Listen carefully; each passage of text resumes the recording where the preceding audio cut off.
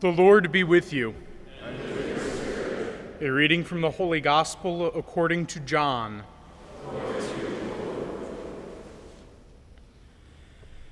Jesus went to the Mount of Olives, but early in the morning he arrived again in the temple area, and all the people started coming to him, and he sat down and taught them. Then the scribes and the Pharisees brought a woman who had been caught in adultery and made her stand in the middle. They said to him, "Teacher, this woman was caught in the very act of committing adultery. Now in the law, Moses commanded us to stone such a woman. So what do you say?" They said this to test him, so that they could have some charge to bring against him. Jesus bent down and began to write on the ground with his finger. But when they continued asking him, he straightened up and said to them, "Let the one among you who is without sin be the first to throw a stone at her." Again he bent down and wrote on the ground. And in response, they went away one by one, beginning with the elders. So he was left alone with the woman before him. Then Jesus straightened up and said to her, "Woman, where are they? Has no one condemned you?" She replied, "No one, sir." Then Jesus said, "Neither do I condemn you. Go, and from now on, do not sin anymore." The Gospel of the Lord. Praise to you, Lord Jesus Christ.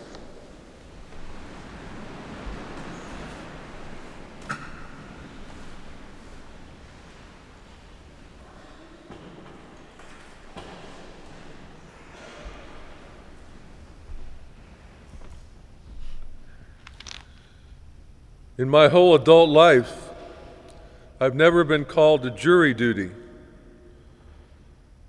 Perhaps it's because I'm a priest, or a moral theologian, or have had various administrative roles.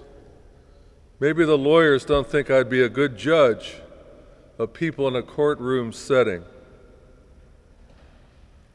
My mother, before she married, worked as the secretary for a private detective.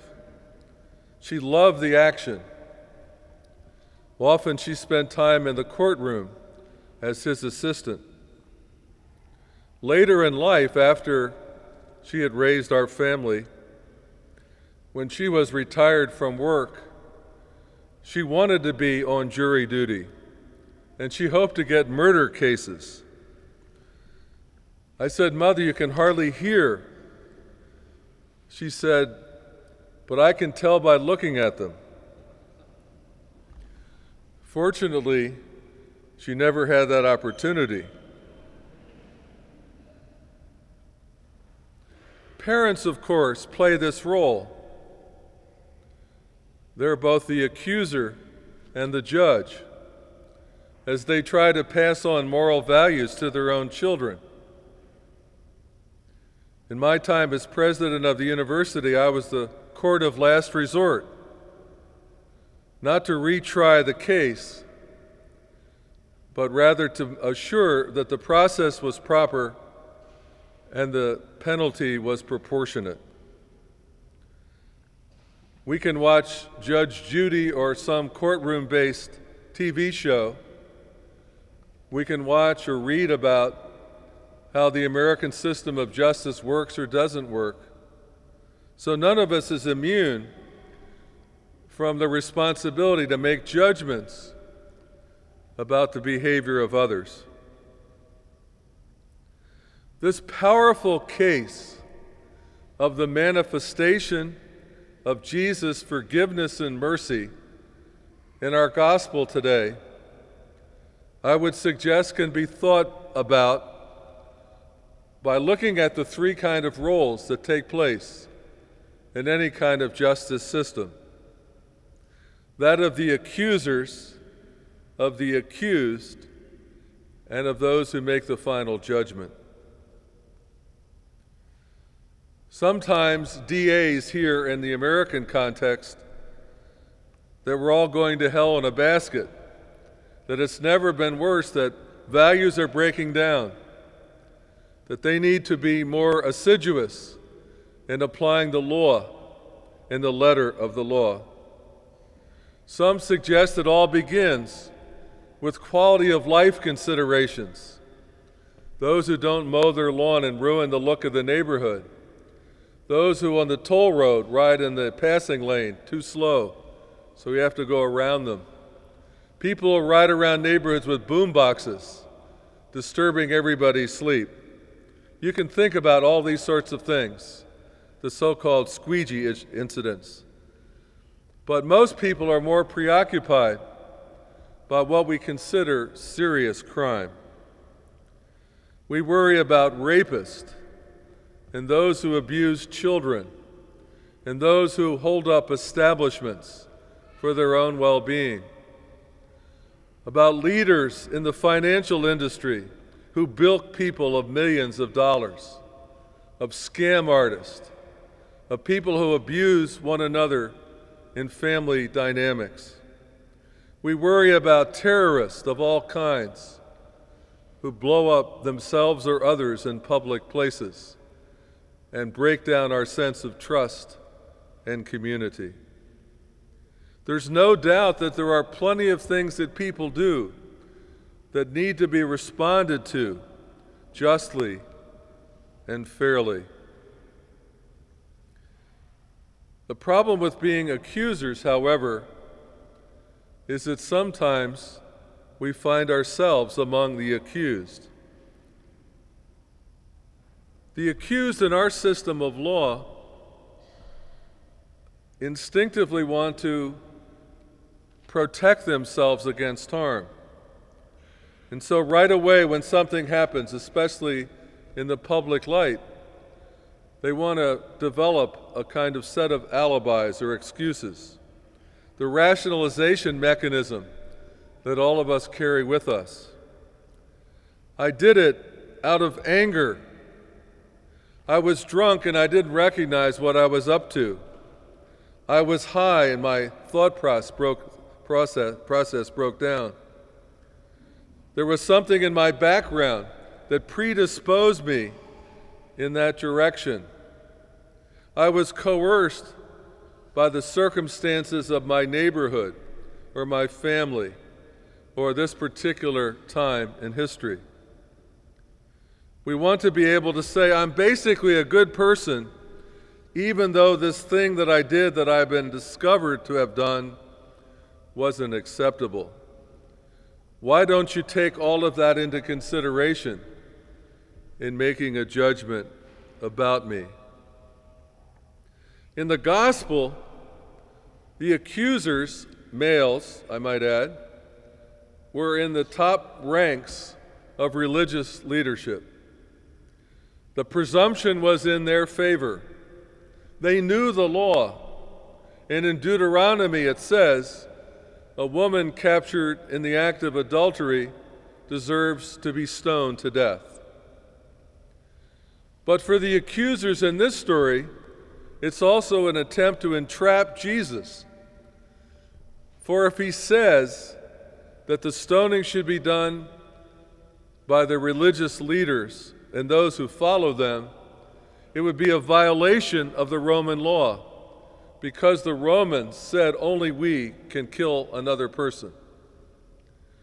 But if he says it's up to the Romans, then it looks like he violates the law of Moses. For the accused in this story, the woman taken in adultery, she says nothing. She doesn't defend herself by saying, I didn't want this marriage in the first place. I was abused by my husband. There never was any love there. I needed to find someone who cared for me as a unique individual, or so on. She simply stands there mute. She doesn't defend herself as we might today by looking at the fairness of the Jewish law relative to the status of women. She's there, in a sense, helpless before the Lord. Then there's the role of Jesus. Why did he do what he did? Why did he write in the sand? And what did he write there? There's been endless speculation about this. The accused and the accused, the accuser and the accused. He writes in the stand, "You who are without sin, cast the first stone." Some speculate he wrote a series of sins that they had committed. Others speculate he didn't write anything in particular, but the pause allowed people to reflect about what he had said. Am I without sin? Can I cast the first stone? And so, in a sense, the judge becomes, up to a point, the defender of the accused. But finally, when they all leave, Jesus says to the woman, "Do they not accuse you? Neither do I. Go forth and sin no more." Who among us does not need to hear that? Not just the woman taken in adultery, but all of us who have betrayed the Lord by our sinfulness, whether discovered or not. Don't we all carry a dark side, heavy burdens about being discovered in some area of our life?